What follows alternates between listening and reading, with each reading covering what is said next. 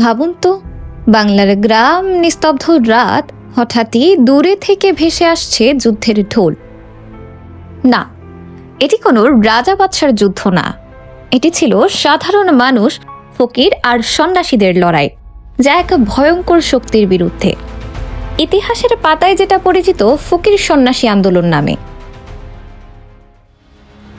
বাংলায় east India কোম্পানির শাসন ধীরে ধীরে শক্ত হচ্ছে, কিন্তু এই শাসনের আঘাত পড়ে সবচেয়ে বেশি সাধারণ মানুষ আর ধর্মীয় সাধকদের উপর।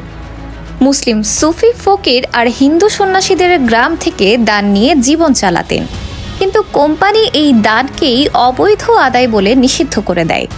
ফলে শুরু হয় ক্ষোভ, আর সেই ক্ষোভই একসময় রূপ নেয় সশস্ত্র বিদ্রোহে।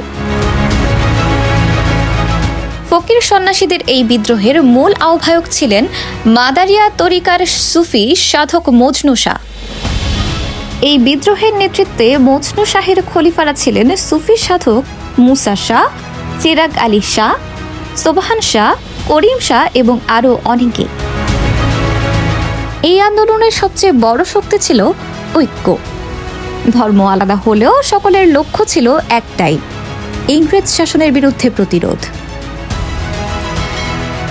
1763 সাল থেকে বিদ্রোহটি তীব্র হতে শুরু করে। তারা আক্রমণ করে কোম্পানির কুঠি, জমিদারদের কাচারি আর ইংরেজদের ঘাঁটি। তাদের অস্ত্র ছিল তরবারি, বর্শা, বন্দুক, এমনকি ছোট কামানো। সবচেয়ে ভয়ঙ্কর ছিল তাদের গেরিলা কৌশল।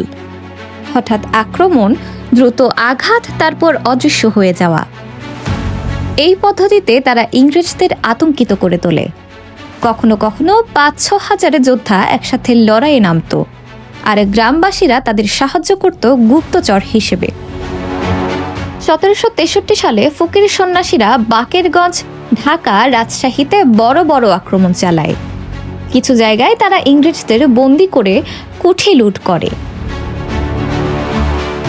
1767 পর রংপুর, কোচবিহার, কুমিল্লা, চট্টগ্রাম সহ বিভিন্ন অঞ্চলে বিদ্রোহ ছড়িয়ে পড়ে।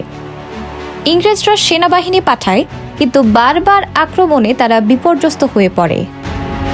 1770 সালের 76-এর মন্বন্তর এই বিদ্রোহকে আরও তীব্র করে তোলে।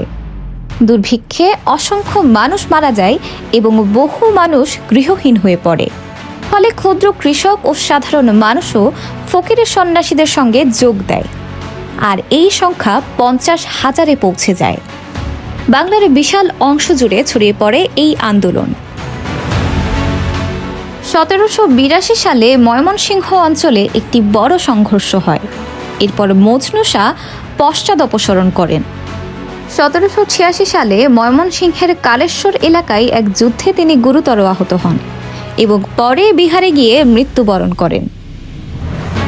তার মৃত্যুর পর তার ভ্রাতুষ্পুত্র মুসা শাহ নেতৃত্ব দেন, কিন্তু তার মতো দক্ষতা দেখাতে পারেননি। 1792 সালে মুসা শাহের মৃত্যুর পর আন্দোলন দুর্বল হয়ে পড়ে। পরে আরও কিছু নেতা আন্দোলন চালিয়ে যাওয়ার চেষ্টা করলেও 1812 সালের মধ্যে ব্রিটিশরা পুরোপুরি নিয়ন্ত্রণ প্রতিষ্ঠা করতে সক্ষম হয়। বাংলার মাটিতে ইংরেজ শাসনের বিরুদ্ধে ফকির সন্ন্যাসী আন্দোলনই ছিল প্রথম দিকের দীর্ঘমেয়াদী সশস্ত্র প্রতিরোধ, যা প্রমাণ করে ধর্ম, জাতি, পরিচয় সবকিছুর ঊর্ধ্বে উঠে মানুষ এক হতে পারে অন্যায়ের বিরুদ্ধে। আর সেই ঐক্যই একদিন বড় বড় স্বাধীনতা আন্দোলনের ভিত্তি করে দেয়।